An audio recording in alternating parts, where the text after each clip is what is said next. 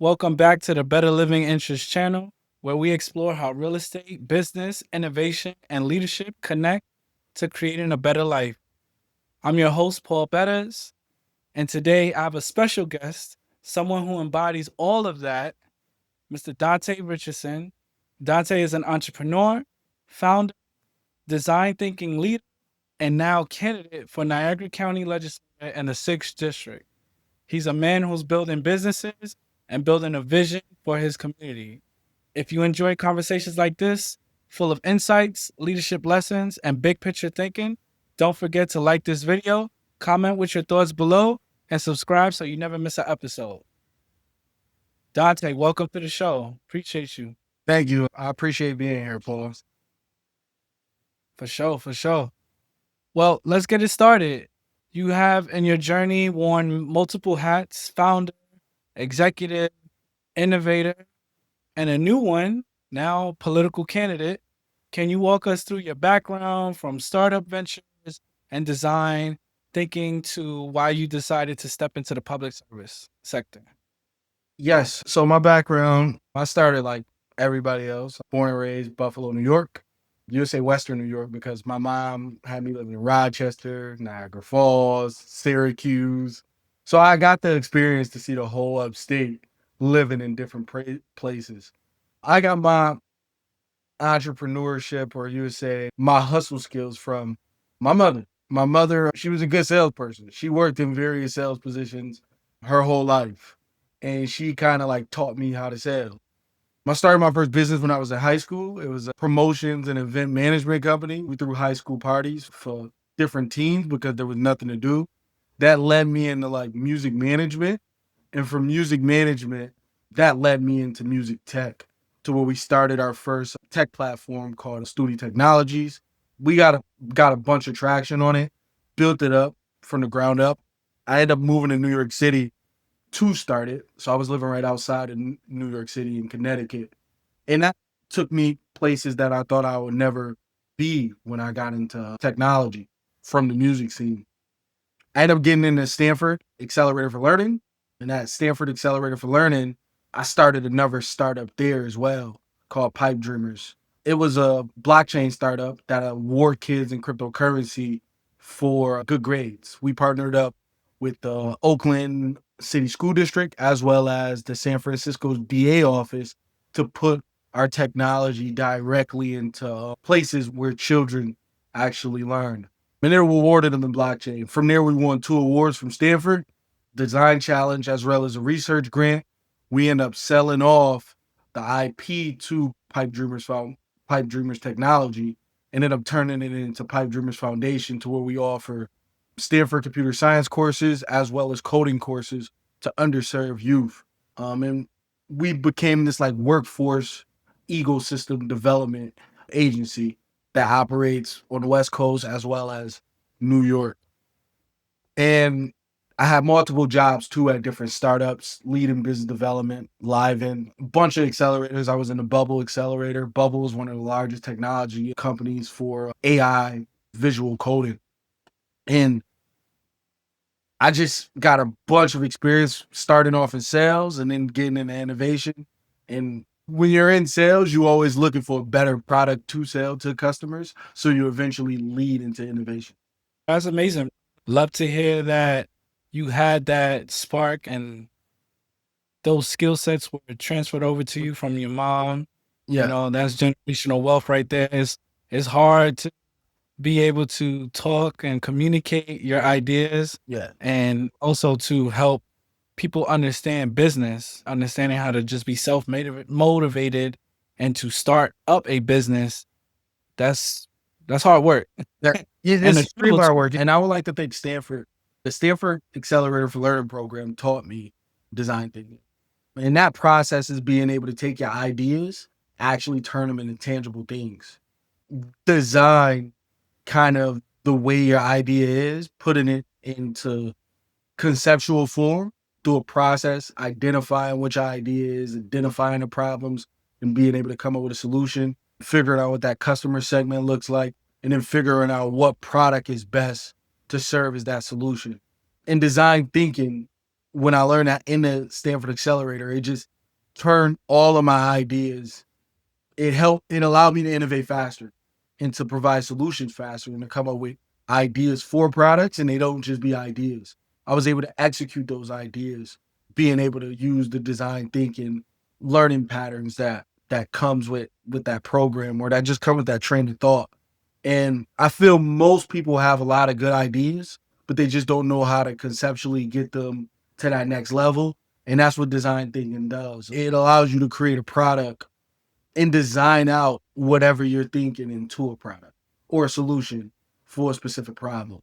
And I like to thank Stanford for that. And that's exactly why I got into politics. One of the key reasons why I got into politics is because it's a lot of problems within local government and municipalities or wherever your county. Local government is supposed to operate more like a business. And the key steps to business is you have to take care of your customers. Your customers are your residents because they use the basic services that your government provide. You want a return for your investors. Your investors are the taxpayers, the residents and the businesses, right? And you also want to make sure that your employer is also satisfied. Your employer is the voters. So I got into government because I noticed that government, at least local government in Western New York, their principles on how to operate was backwards. And that's why our region isn't growing. If you look at other regions, you see a lot of the government leaders elected business officials or people who have backgrounds in business to grow their economies. So being a person design thinking again, right? Having that design thinking mindset is like, okay, I can apply design thinking to government as well. And I can apply my business and startup venture knowledge to government as well, because when your city's on the decline and you kind of don't know what to do within that city, you got to come up with different solutions to make sure that the residents could have jobs, that the residents can have a good quality of life, the infrastructure could be built. It's no different from a startup, especially when it's a small city and you want to grow it. So I got into politics because the main reason was I wanted to be solution based and provide design thinking solutions to some of the programming, as well as the budgets to where some of the money is being allocated to, because it's not being allocated to growth. It's kind of being allocated to stabilization, to keep everything as the status quo and to keep everything going. And most politicians in Western New York, and I wouldn't say all of them, have no experience in the private sector growing anything. So we can't expect them to grow our economies or make our lives better if they don't come from that experience. And a lot of politicians not being measured by impact. So for example, when you're working at a job or you are in startups, you're being measured by KPIs. You're being measured by, okay, what did you get done? How many customers did you, how much profit did you bring in? We're not measuring our politicians the same way we do in the private sector. And that's because we're not operating on a growth level, or we're not thinking about the solutions that they're building and how they affect us. People don't understand how government business affects everybody's lives, and including your business as an entrepreneur. So if the government's bad, it'd be extremely hard for you to be an entrepreneur in an environment where the government doesn't provide that infrastructure to make you have a successful business. So I got into politics to kind of provide that infrastructure for entrepreneurs, provide that infrastructure for people who want to climb the corporate ladder to bring businesses. And I think design thinking and my experience in the startup world has prepared me for that. And it also gave me the relationships. A lot of politicians you see currently, they don't even have relationships with corporations to bring them here, to create jobs for you. And then a lot of them never managed or built a team before. I managed teams of 2, I managed teams of 19, I managed teams of 50. They haven't been in those leadership roles in their private lives, and now we're expecting them to lead within our government. So I took the initiative, especially in Niagara Falls, because where I'm currently living. We're a wonder of the world, and we should operate. We should look like a wonder of the world. We should be a world-class city. And to do this, you need a lot of individuals around you that know how to operate a business and know how to serve the residents on top of serving the tourists as well. That was a lot and impactful work right there. Yeah. I, I like to hear that. So, speaking of your work as a serial innovator and launching projects, as you discussed in tech and culture and community impact, from your experience, what has been the most valuable lesson about taking an idea from concept to execution? The most valuable lesson from taking something to concept to execution will probably be when you want to bring something from concept to execution, you want to look at who is the solution serving and do I got the right teams? Do I got the right team to actually make this happen? So the most valuable lesson you learn is to make sure you have the right team and make sure you have something called product market fit. Make sure the product is actually something that people want to use and it solves a problem. It solves a pain. And how do you design thinking not just in business, but in life, leadership, and now in politics? I use design thinking every day. So whenever every day is a problem. So every day you got to come up with a solution for a problem. And then you got to analyze what that problem is. So for example, just today, I was coming back from Canada. The border is horrible right now due to some complications with the government shutdown. And I literally had to figure out how I'm going to get back home without being stuck in a time swerve within that place. So what I did was simple. I decided to pull over to the side of the road and get some work done so I wouldn't be stuck having to do anything later on the night.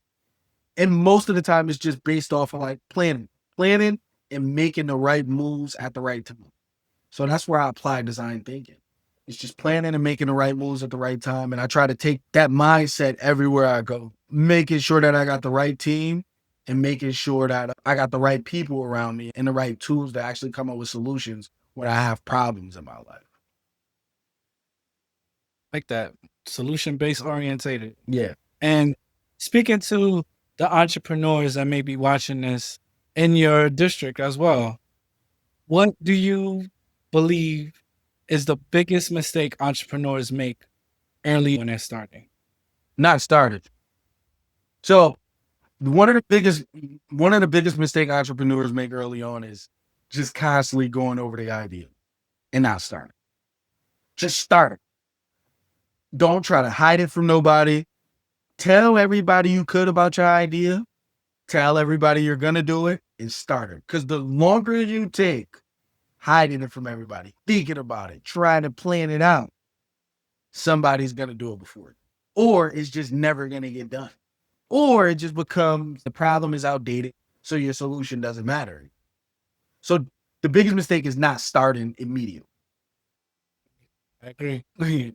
Now, going back to what you were talking about earlier with your campaign running for Niagara County Legislator in the 6th District, as a Black Republican, I might add, that combination surprises some people, especially here in Western New York State, very Democratic city, oftentimes in the North, right? Northern part of the country. Yeah.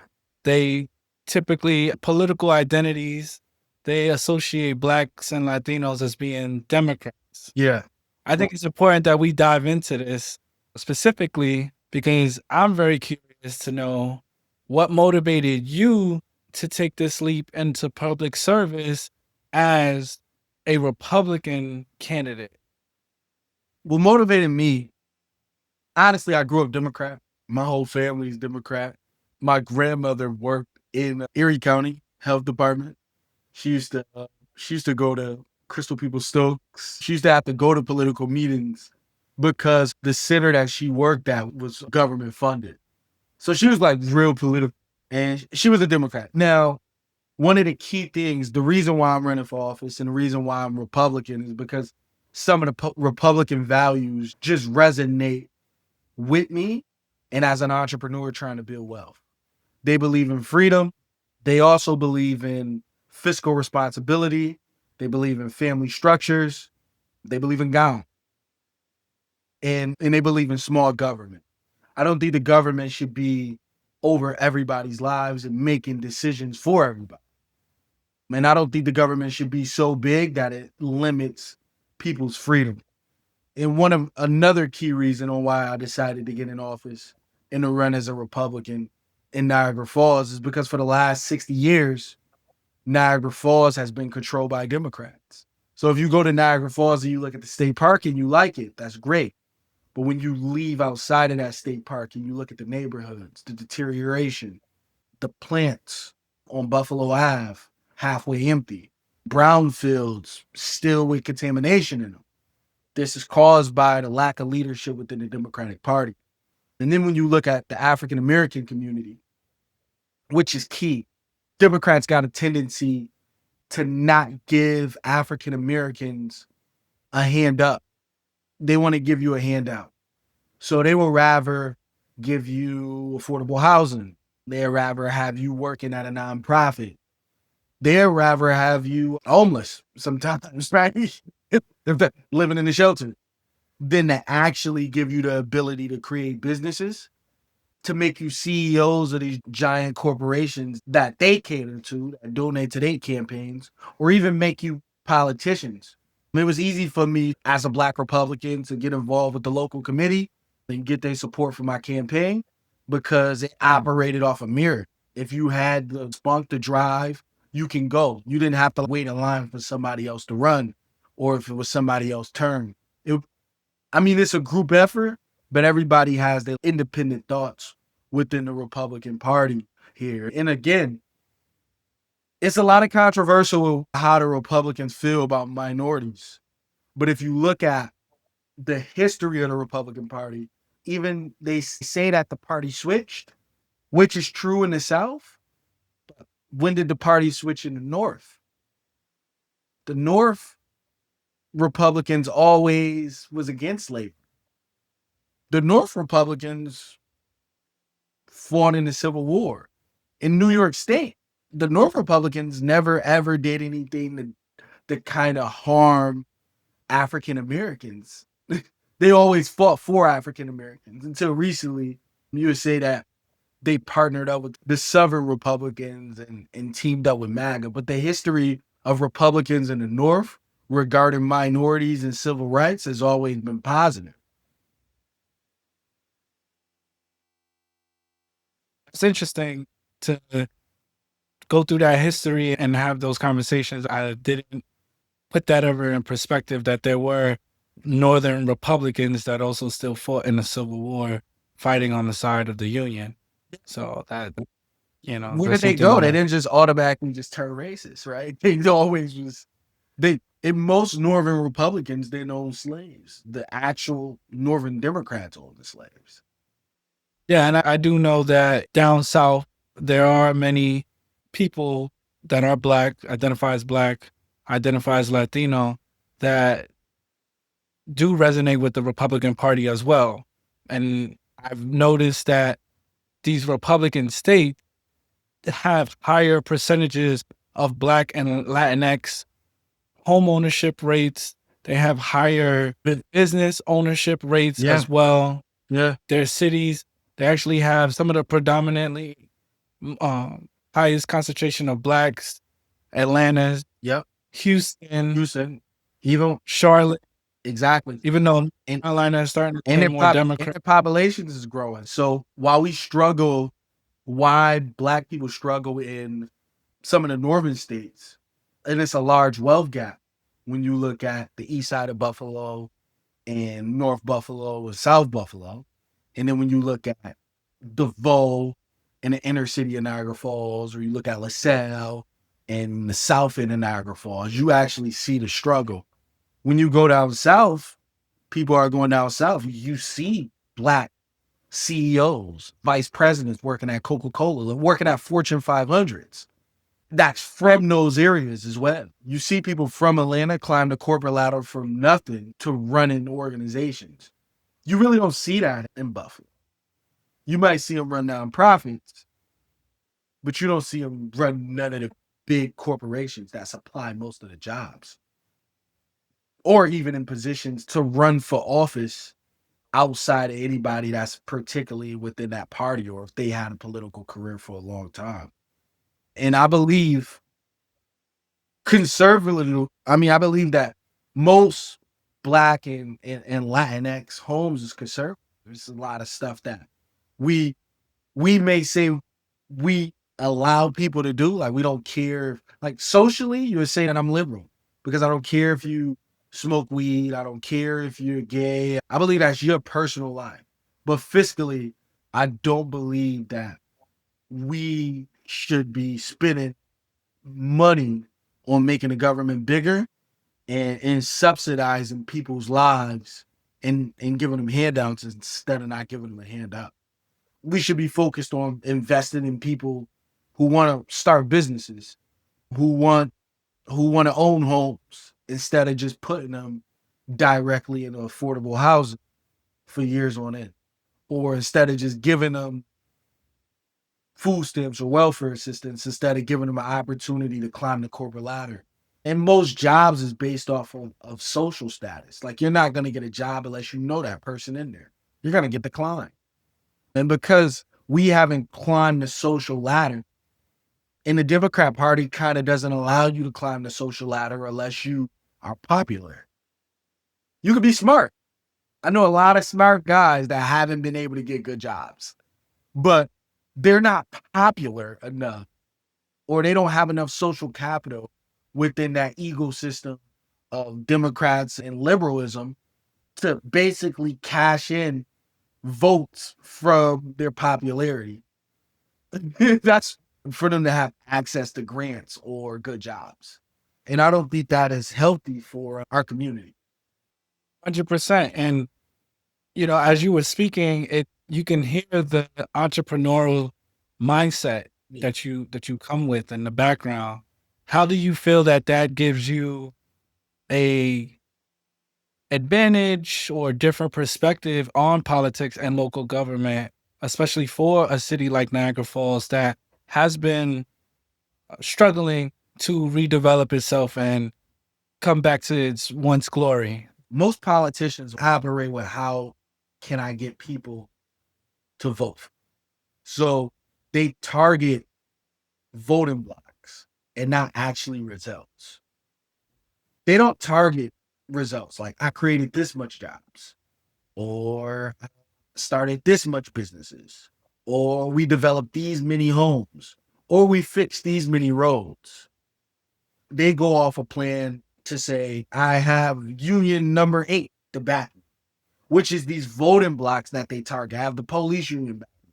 I have the fire union back, right? So they go off these voting blocks and they basically bribe and pay them through the budget. Like, hey, if you guys back me, I'm going to get you these jobs. Their mindset is not on growth. And how I apply my entrepreneurial mindset says that I could beat them. It's competitive. And as an entrepreneur, you look at, okay, is this guy competing for quality of life or for customers, right? So, and if I could just break that down a little bit more, voters, Please. they look at voters in voting blocks and what they can offer to voters in that sense. They don't look at, am I going to do this job right? Am I going to grow this city? And as an entrepreneur, I'm looking at actually growing the city. And by me looking at growing the city, I know that I have to create jobs. I know that I have to create new businesses. I know I have to fix up the infrastructure. And that's how I feel I'm going to be able to.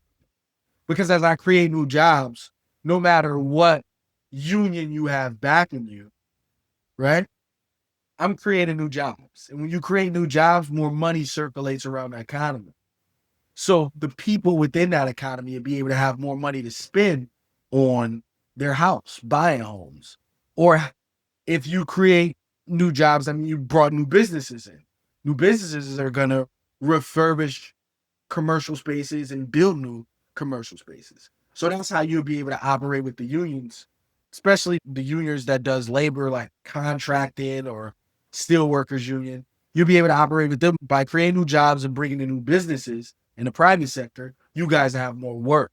By new businesses and jobs coming to the city, I'll be able to increase the tax revenue of the city from those businesses and from those new jobs that's created because we still get paid taxes. And then we get sales taxes from the employees that shop within that city. And that way I could create that in surpluses or new tax revenue that I can use to fund more public safety, police and fire department.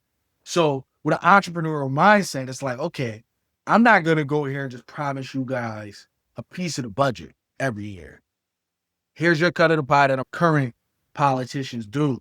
My plan is to come in and say, I'm going to grow this. I'm going to grow this pie so everybody can have enough.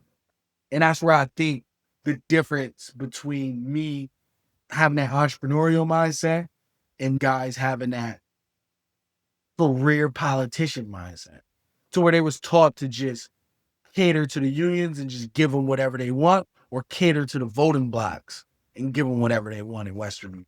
And people's tired of it because there's only so many people in the union. It's only so many people that police officers, only so many people that's firefighters. Majority of the residents work in the private sector and their lives are not getting better. And as an entrepreneur, I see that. I see that's a problem. And I think I can take advantage of it in the political world by showing them how I can grow things in Niagara Falls and make everybody life better, not just those special voting blocks that have an interest in deciding where that budget goes, because that's how they make a living. And nobody has been able to come in and grow anything. If that was a clear enough answer. Yeah, provided a lot of clarity. I want to give you an opportunity to speak to what your candidacy looks like in regards to helping and assisting the Black and Latino entrepreneurs that want to build and that are currently there, and to help foster more growth in that area as well, to spur economic development, population growth, and not just for the small business owners that are opening up retail, but also for the real estate development. Niagara Falls, for our viewers that don't know, has a lot of vacant lots and properties, whether it be commercial and or housing stock that is available. Can you speak to how you would be in that position if you was to win, how you will help those business owners? So what's good about the 6th district of Niagara Falls is the area that it controls. So 3 of the commercial corridors is in my area. So that's downtown Niagara Falls, which we know that's a commercial corridor with the state park. You say 3rd Street where the casino is. Then you have Niagara Street corridor. Then you have Pine Avenue corridor. And then you have Buffalo Ave corridor, which is industrial. The other ones is commercial, residential property, Niagara and Pine Avenue. So what's interesting about that is that most entrepreneurs here, that's Latino, that's Latinx, as well as African American, they had a grant here for $3 million during COVID for minorities to apply to actually get that money. What ended up happening was they put stipulations in it to say you had to have a certain credit score, even though during COVID, no credit scores was being checked when grant money was given out. They didn't even want you. They erased everybody's bad credit score during COVID. But this city strategically threw in a policy that says for you to get access to the minority grant funding, you had to have a credit score. What I want to do is actually bring that grant funding back. I want to bring that grant funding back, and I'll be able to do it through the county as well as entrepreneurs ecosystem programs with the state. And what's good about that is I can design the programs myself. I know what accelerators look like. I know what incubators look like. They don't know what those look like in government here. That's why we have them. So one of the first things I do is develop an incubator in Niagara Falls / accelerator similar to 43 North, but just a smaller version. And similar to, you say, the Beverly Gray Center, but just a smaller version. All in the one. And I've already been doing that. Strategically, I partnered up with a company called Generator. They're the largest accelerator in the world. They have the most accelerators. Founders raise over $3 billion. And they invest directly in small businesses as well as technology. So we're already gearing up to have that program here in Niagara Falls, and over 47% of their founders are minority. Pretty high, especially for this region. Yeah, 47% of their And founders are minority globally across the world. So yeah, that's one of the key things that I'll be doing is focusing on how we can fill up these commercial restaurants as well as these commercial spaces on Niagara, Pine Avenue with more minority businesses. And it's hard because minorities is facing challenges from money that we don't have. Like you really can't compete, especially minorities that don't have access to capital. Now I'm real good friends with the Bangladeshi community as well as the Yemen community. But the ability for Black Americans and Latinx people to compete with them right now in real estate or even in small business is extremely hard because the access to capital isn't,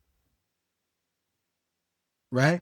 And not only is the access to capital not there, but we're competing against a global banking center that you really can't compete against. So most Bangladeshis, most Yemens, they have international bank accounts. They might have their bank accounts in New York City or locally in Buffalo, but they have international bank accounts in Dubai, which is a financial center of the world. It's like the Muslim world, Wall Street. And everybody meets there from Asian countries to US companies. Our billionaires are there now in Dubai. They do Sharia banking. So they don't have to pay interest on any of the money that they borrow. And because American billionaires operate in Dubai, they have a financial pipeline that can send money directly from Dubai to the United States. So overnight, they can snap their fingers and have not even overnight, couple hours, they can send money from Dubai to New York City. And if I'm a real estate owner or I'm an entrepreneur and I'm Bangladeshi and I got that account in Dubai and I'm Muslim, or I'm a Yemenis and I got that account in Dubai and I'm Muslim, I'm able to borrow from this bank with no interest. That's why you're seeing a lot of the Asian community from that region, the Muslim community from that region, have tons of capital out of nowhere to buy any property they want. It used to be them teaming up together, pooling their money together, and they buy the corner store, buy the gas station. It took them a few years to keep flipping it. That's not the case anymore. They actually got a financial background now that's able to move money across the world. And for Black Americans as well as Latinx people to compete, we gotta literally roll up some type of legislation to give our American citizens some type of pull to buy some of these properties and to start some of these businesses. If we're not investing in them the same way that the Muslim world is invested to their people that's currently over here, we're going to be outperformed. yeah, 100%, especially when you are talking about liquidity coming in at a fast rate. That's right. With no interest. And But Sharia laws, they don't charge interest. What they do is they make you a partner. So the bank will own 30% of your company and 30% of the profits that come in. so as an angel investor, Exactly. So the bank is an angel investor, the Dubai. And I'm not gonna lie, I caught myself trying to like, once I heard about it, I'm like, let me get a bank account in Dubai and see what happens. I can't get a bank account online from Dubai. I have to go over there. Have to have an address. And I have to be Islamic to get Sharia law banking services. Yeah, it does make sense. But being able to compete against that, a bank, a country that was an oil country and now one of the financial capitals of the world where people are putting their money, because they went from selling oil to selling money now. That's all they sell. Money, entertainment, and tourism. So yeah, it's hard. And Dubai is the new Switzerland. That's where everybody has their money at now. And being able to compete with that is hard. And I know a lot of people in real estate that's, man, like, where do I go to? We're getting bought out on everything. It has to be some type of form of legislation that allows Americans to compete in that field. And that's what I'll be looking at and willing to drive, at least as a legislator. How can we start a fund? How can we start something that allows our entrepreneurs to compete. Do you also, when you're looking at policies, are you also taking into account how that impacts businesses and the development of a city like Niagara Falls? One of the AI is big, and AI could be big for Niagara Falls. Currently, right now, an article just came out by Politico about how AI companies is scouting out upstate New York to turn their old industrial plants and coal plants into data centers, which I knew was coming.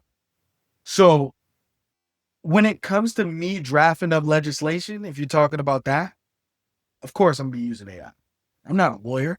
And I honestly trust AI to tell me more about the Constitution than lawyers or whoever I get appointed to here as a legislator. So I definitely be using AI to create my plans and my strategies and things that I want to do, even to manage constituent relations. I'm going to be bringing my tech skills into managing the people that I represent in my district, meaning you'll be able to talk to me anytime. And I'll be able to keep a record of what was the last time we talked, what that was about with a CRM system. And then I'll just be collecting complaints on AI. And if you actually give me a complaint, I'll be able to bundle those complaints up and to know what the biggest issue is facing our district. All I need is for you to actually interact with it. So I'll be using AI definitely in my role, but AI for Niagara Falls itself as an industry could really transform Niagara Falls. All of those industrial plants that you see in Niagara Falls, which this used to be a big industrial city. Our electric grid actually led the creation of factories in Niagara Falls where we produced kind of everything here. Now those same factories and those same industrial compounds are just sitting empty. Many of them sitting empty, dead. We could bring AI data centers as well as biotech centers directly to those old industrial plants. The system's already created and the power grid already there. Infrastructure is already there for them to just build on top and refurbish it. The technology companies have no problem with cleaning up any brownfields that's there. That's just social impact dollars for them and tax write-offs, especially if they could build an AI center or especially if they can build biotech center. And we can actually turn that to something big and make a lot of tax revenue for our region to turn that tax revenue into things such as new economic development funds for, say, real estate entrepreneurs. Me and Sean Mapp, he's one of the candidates running with me. We was talking to a guy who owns a ton of Airbnbs, Mr. Smouse. He wanted to create a real estate plan, a real estate accelerator that allowed people to take over these abandoned homes, right? That was 2 units or 3 units or 4 units. Take them over, literally give them grant money to take it over, teach them how to do short-term rental operations as an entrepreneur, and that's how they pay off the actual loan for the house. I thought that was So it's real like innovative. yeah, like an initial investment in your business to help you start up. As you get your money up, you pay that loan back. Yeah. And then what? That pool of money can be recycled again for. Yeah, that pool of money gets recycled to help entrepreneurs buy the other house or to help people in the program buy the other properties. But it does 3 things. It basically transform a vacant house and put it back on the tax roll. It turns somebody into a business owner, or it turns a person that was probably homeless into a business owner, right? And then it creates this ecosystem of entrepreneurs who's now serving the community with these rental spaces and allowing them to bring in money and spend that money into the community and circulate the dollars that they actually make. So I think it was a great program and something that we can implement in Niagara Falls. And that's not my idea. He literally gave us the idea, told us like, this is what you should do when you go to the county legislator because he got a ton of houses. And I'm like, did you bring this to anybody yet? Like, yeah, I told guys about it. They weren't listening. And this is because the politicians lack entrepreneurial mindsets. They don't understand how to grow anything. And they barely understand how to manage it. And it's just our generation's turn to lead. When you got politicians in there that don't understand AI or know how to work the basic of a web browser, right? Why are we allowing these people to run our economy in our city? It makes no sense. Yeah, the world is turning fast, Yeah, the and world's turning technology. fast, and it's our turn. And I suggest anybody, entrepreneur, creative, program managers, and not run for office, because we're asking people to give us grants and to give us opportunities that we could create for ourselves when we in there, for everybody else, because they don't know how to create them, or they already dedicated that money to some special interest group or some other people who helped them get it all. But run for office, and you'll actually see behind the curtain. Win or lose, this still was a good. I think I'm gonna win. I think we're all gonna win. My whole team, we all young. Who's running? I think we're all gonna win, because people's just tired of the same status quo that's not benefiting nobody but the current establishment. How has the community received this new change and this new upcoming group of Black Republicans that are business minded entrepreneurs? They received us kind of great. The question did come, oh, why you're a Republican? Trump, Trump, Trump, Trump, Trump, right? But Trump's not responsible for why Niagara Falls looks like a third world country. Who's responsible for it, right? What have the administrations who's been in and who's currently in, who's responsible for the quality of life? Who's been responsible? Who's responsible that you can go on Indeed and find a job in Niagara Falls that's in the private sector for $100,000? You can't find it. Every job here is somehow tied to the public sector. Who's responsible? So they've been listening to it. Social media has been giving us a big boost, being able to control the narrative through media. I happen to have a content development deal with one of the second largest platform in Niagara Falls is the Niagara Reporter. So it's able for me to get the message out about the corruption that's going there and get the message out about the candidates. I just did another one with the Messenger. It's kind of like the challenger for African Americans here. It's only on social media. Social media has been great spreading out the information about what we're trying to do and what we're trying to get done. I wish more people in Niagara Falls was on it. I know they are on it, but it's just basically just finding the information outside of the noise, because nobody's kind of like reading newspapers and then getting out door knocking on the doors, actually talking to the residents, showing them that you're actually a real person and you're attainable and reachable. And that's the problem. Some people didn't even know what a county we got people here in Niagara Falls that don't even know what a county legislator is or what a county legislator does. They don't even know who their county legislator ever was. Like, yo, when was the last time you voted for county legislator? They don't know. They just see a party, and whatever party they is, they mark the box. That's not responsible management of your city and of your life, because these people are now about to control your life. And that's what we've been getting everybody to realize. And I think a lot of people's waking up. And to be honest, the mayor has been doing a fantastic job at making the city want to change, because there's just a ton of stuff that's been coming up. And people are looking like, yo, what is this? What is this? We're like, see, we told you. And that's kind of been great for us to take us across that border. Like, okay, we need change. We need younger people in. We need people that's not tied to the establishment.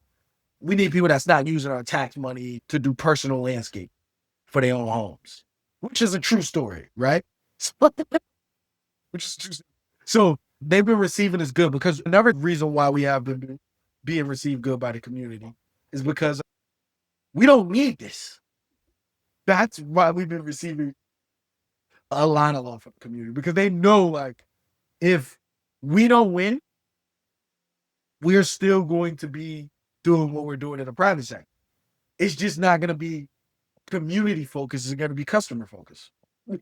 Right now, I want the community to have better solutions, and for me able to be able to serve them like as an entrepreneur, how I serve customers. Customers get everything. They're number one. They're a priority, because they're the ones that's actually paying the money and helping me keep my job as an entrepreneur, the business owner. And I'm applying that same methodology to politics. And whether or not win or lose, which I feel we're going to win, That's the difference between us and the opposition right now.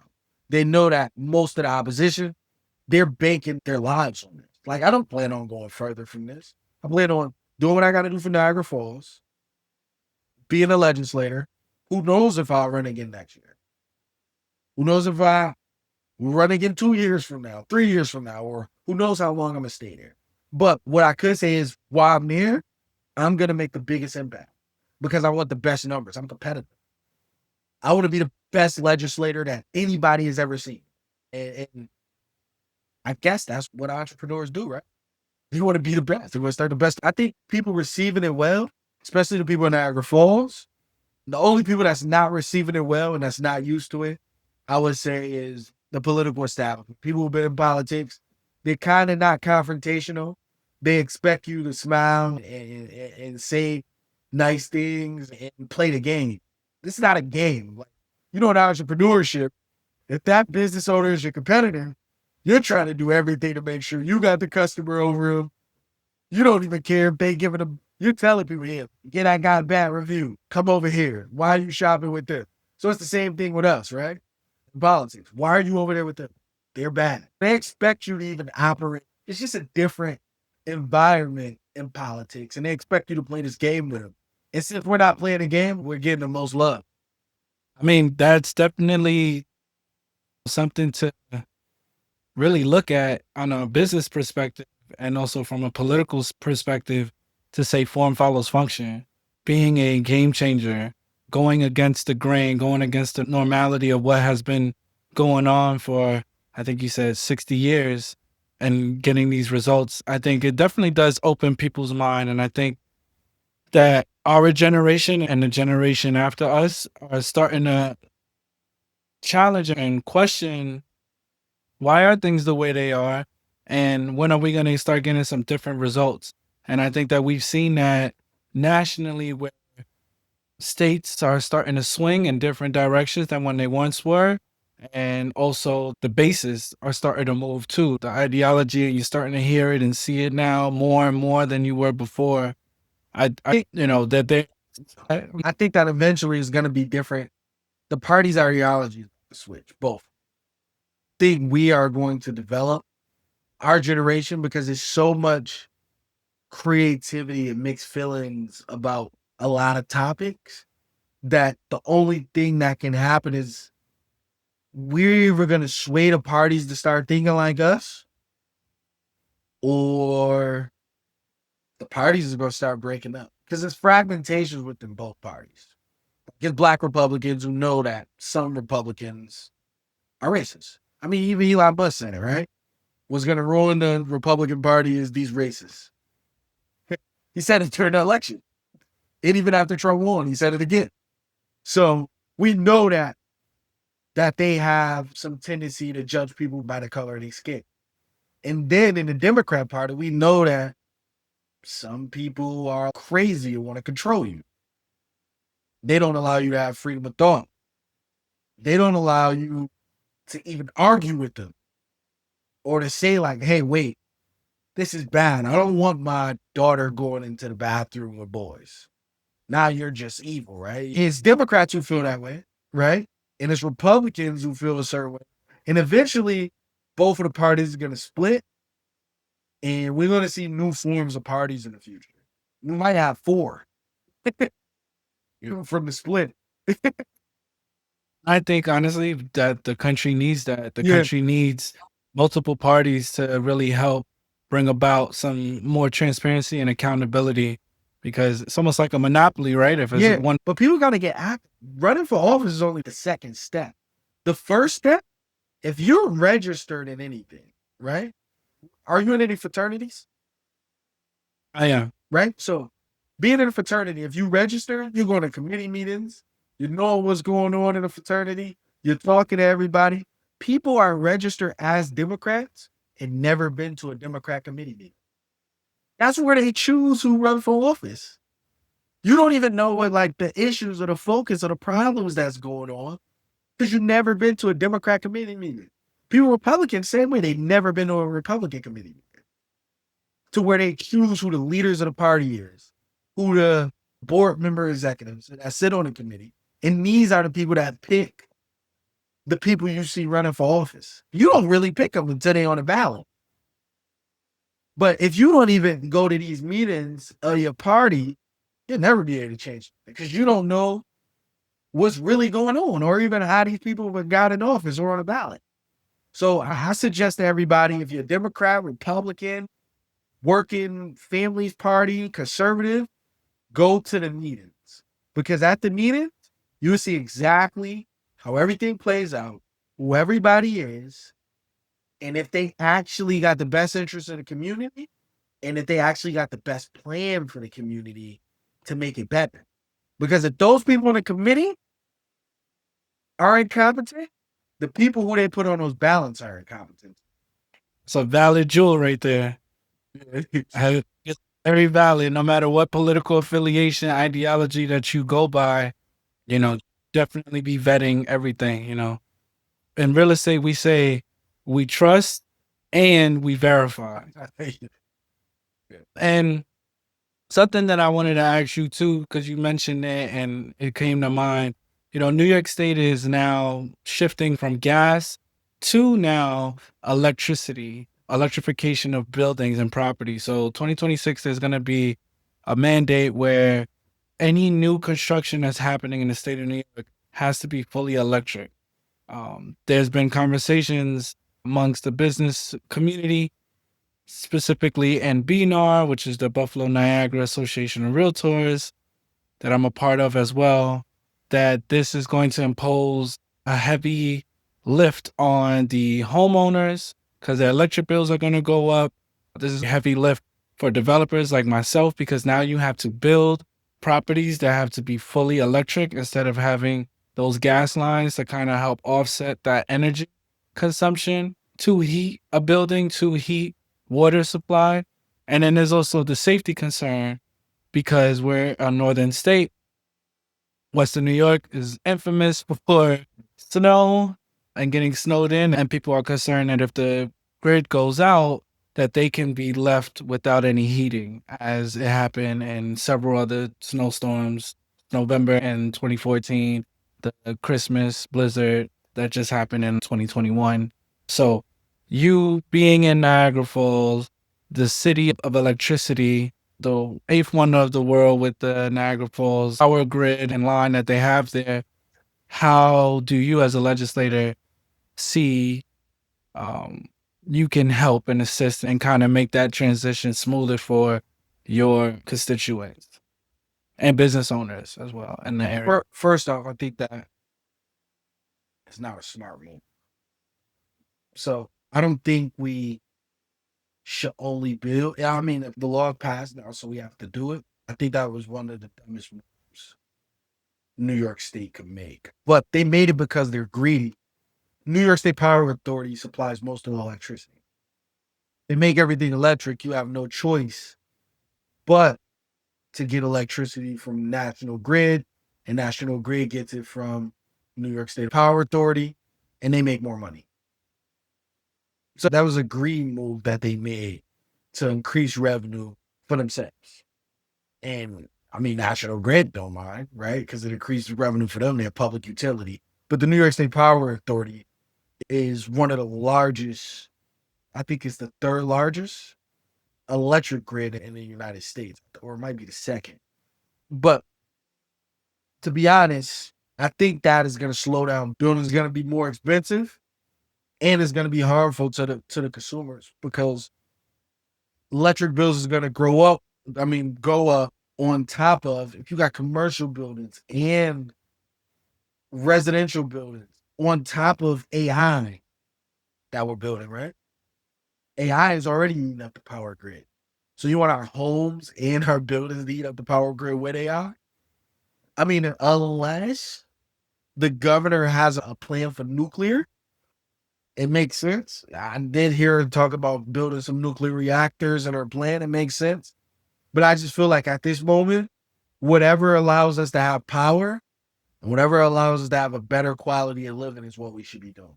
Because we compete with the world. Our competition, which is China, they don't care about what they use to win. They don't care if it's coal. They don't care if it's electricity. They don't care if it's space dust from asteroids. If they get whatever they need to win and become a superpower, they're gonna do it. And I think that we're in a position to where we're worried about this social good that we can attain later. Right now, we got to worry about our survival and worry about making sure our people have a better quality of life, because America 2025 doesn't feel or look like 1960 with the American dream. It's far away from what we saw back then. And you can just hear with how my grandma, how she was able to buy her house, how home ownership was higher. You were real estate, you know the numbers, right? It just doesn't look the same as far as what you can attain. And I believe that's because we put these social constraints on a lot of stuff we're doing. And those social constraints is only to benefit corporations that operate within those sectors. So this only does good for national grid, and as well as the suppliers of the technology for electrification of home and commercial buildings. That's the only people this benefits is them. We'll say that in conversation In with the environment, you allegedly. climate change is real. We do understand that. It's been a hot summer and a fall thus far in Buffalo, New York, and all throughout the country. We've been definitely having some abnormal heat in the early part of autumn season. How long will that last? I don't know. I mean, I don't mind it being warm because I don't really like the frigid cold, but because of I like it living warm up too. here, The planet was like 10 times hotter when the dinosaurs was running around. So we're not yeah. warming up the planet. I mean, it used to be warmer than what it was now until the ice age happened. So I think we're probably going back into our original form. Hey, who knows? I do know that, there has been impact in real estate with these changes, and it has been going up in cost for insurance and also just repairs, etc. I will also say too, in regards to National Grid and the conversations that I have had with for development, we have been having concerns with projects because the grid currently can't support that new electrical load from a building where now everything is going to be fully electric. So I think that for me as a developer, it is the crossroads of politics and economics, right? It's the crossroads. According to Dante Peoples, who I quote all the time, the country's largest African American real estate developer, he said that, and it makes sense. So I think for us, as those developers doing this work, we need to have conversations with the likes of yourself and others, no matter what side of the aisle that they're at, and really try to come about bringing a policy that can be beneficial for not only the consumers, the homeowners, the tenants, also the developers and the utility companies, where we could all compromise and make some greater good of this. Because this is the law now, and it's just at this point where we got to now navigate how do we move forward and make this work. So I do appreciate that, and thank you. I hope everything. It is the law, but when you know how entrepreneurship is, when the laws become too bare, when laws become too regulated, there's just more markets. If it's hard to build in New York, they just won't build. So, Yeah, the performance are starting to get sticky. If the numbers are not penciling in, and if the income can't support the cost, they're right? not going to do it. They build homes in North Dakota if they have to before they build here if it costs too much. That's just how they operate. Every entrepreneur operates like that. Where can we build for the cheapest and make the most revenue from it? And it's a tough battle. It's definitely a tough battle for myself as a community developer, because you want to make the greatest impact for the communities, especially communities that have been underserved for decades. And at the same time, in order to get that funding to do that work, it has to be profitable.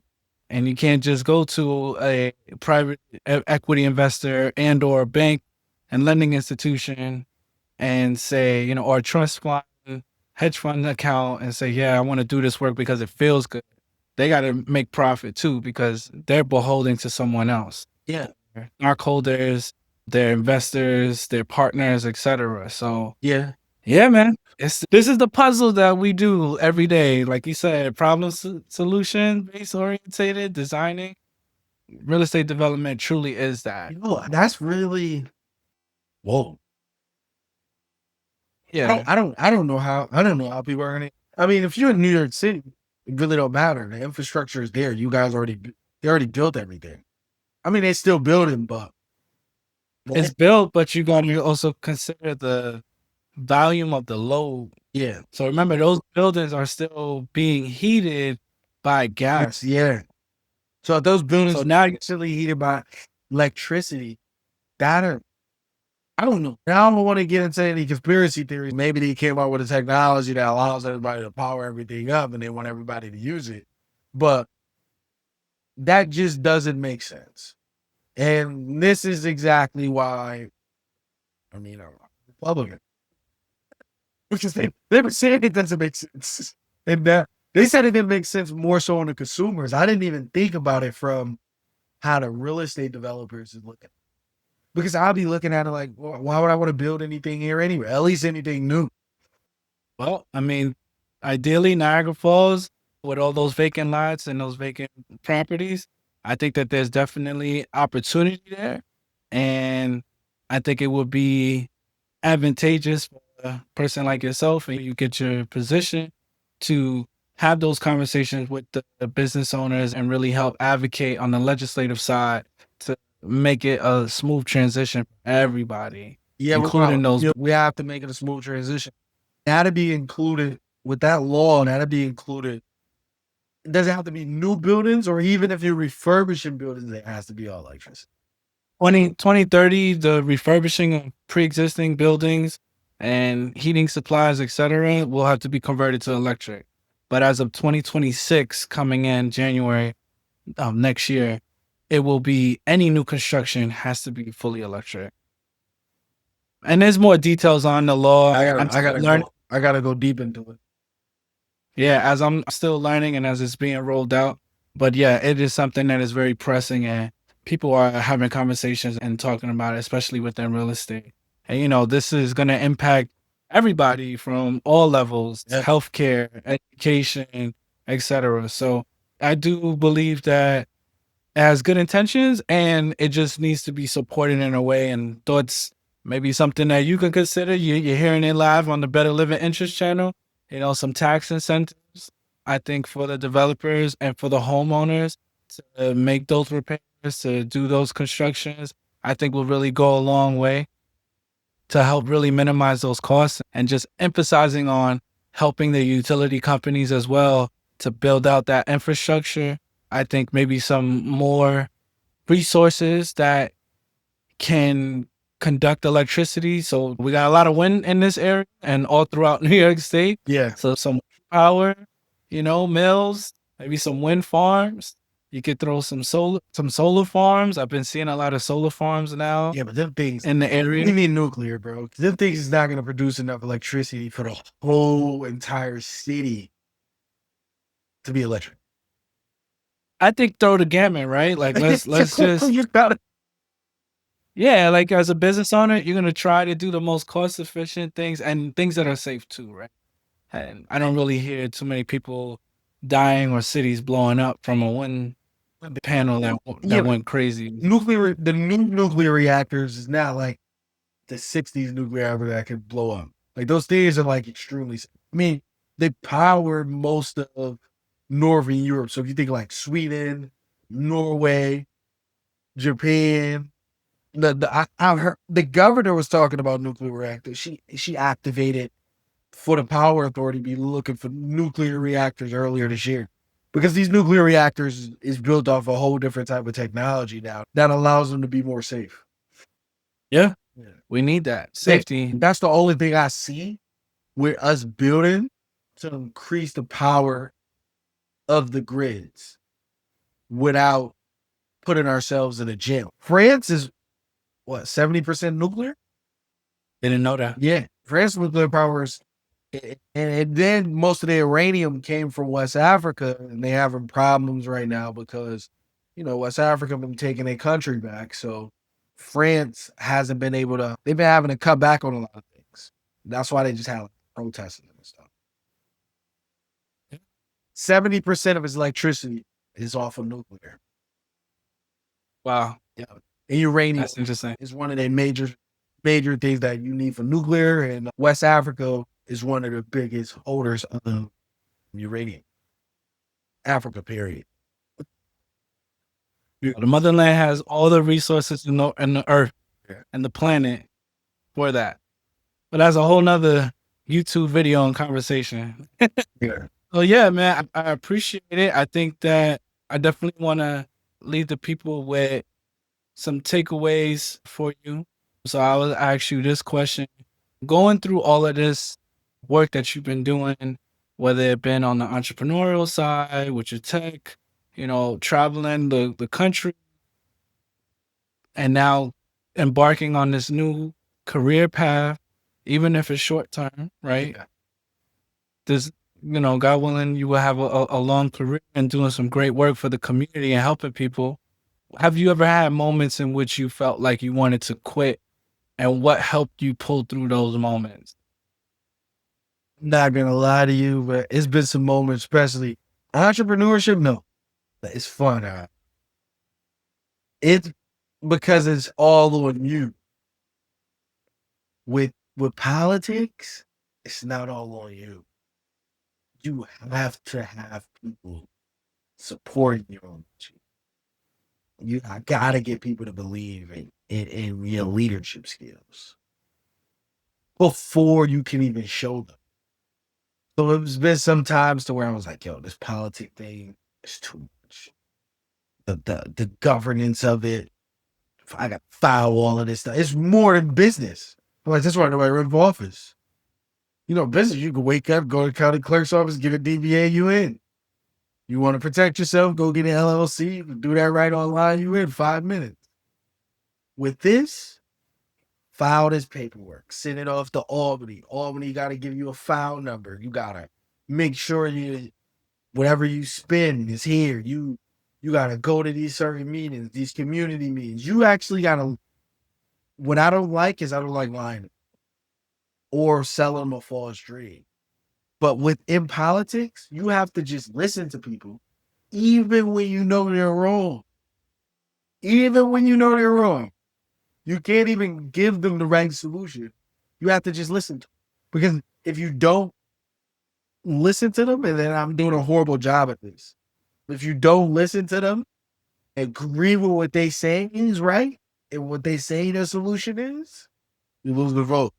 It's crazy. So that level of, I feel like it's not authentic.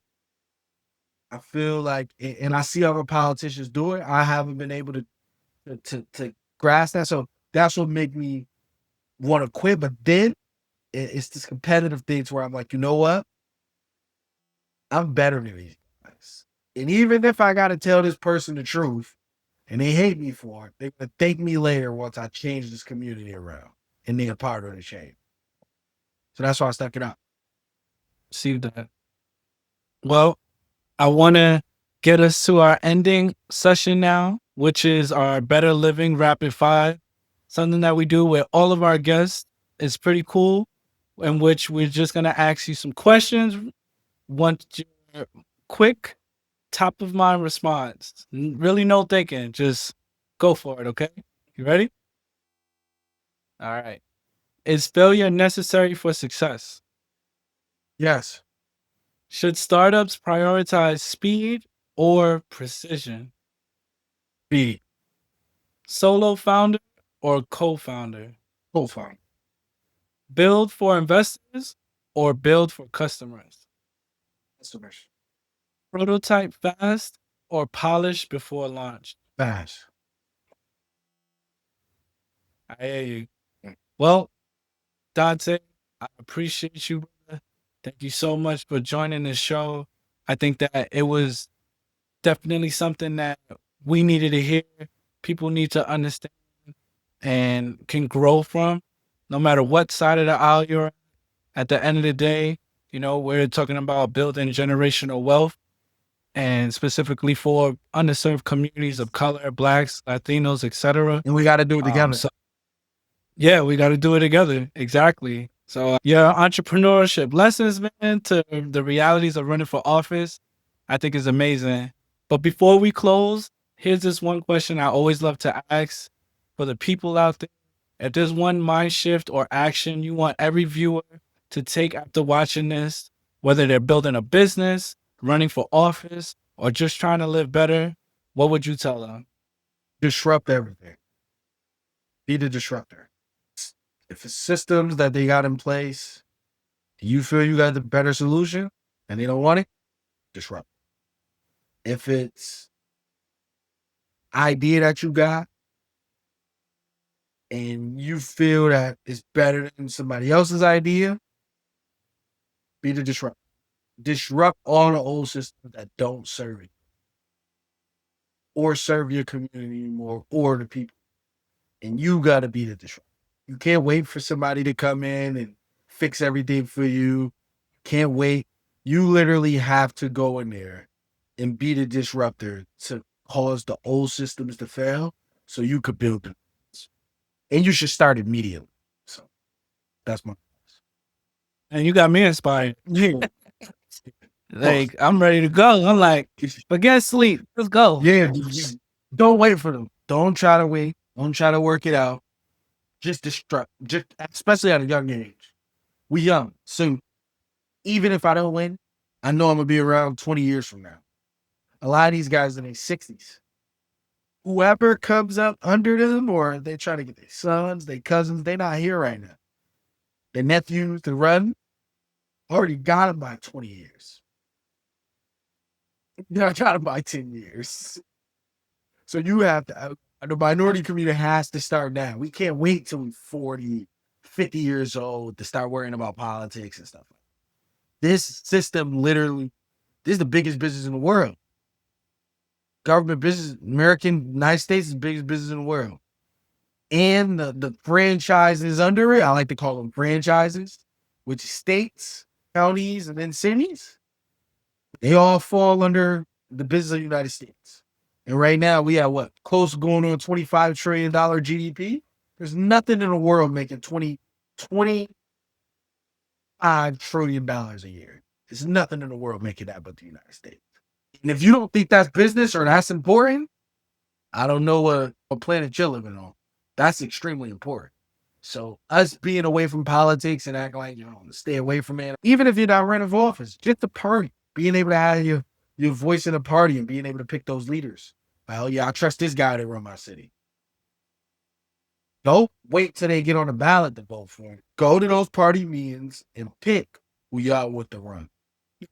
Before, yeah, we want him to run. You should run. We want to endorse him. Matter of fact, we want him to sit on the party's executive committee for this district we live in. So he's gonna pick who we want to run, and we'll tell him. And that's how our systems used to work. But for some reason, America just pushed us away from it. But what's good now is politics has become so entertaining. You got social media influencers. You even got politicians being entertaining themselves, and everybody's paying attention to it now. We got to make local politics just as entertaining, and that's what we've been trying to do.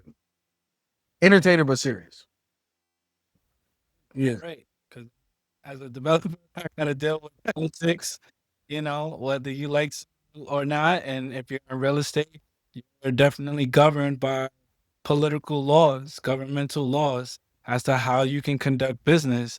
And that business is leading to the generational wealth that you're trying to build for your family. Yeah. And that's very serious work. And at the same time, it could be fun work. It's just how you go about getting it done.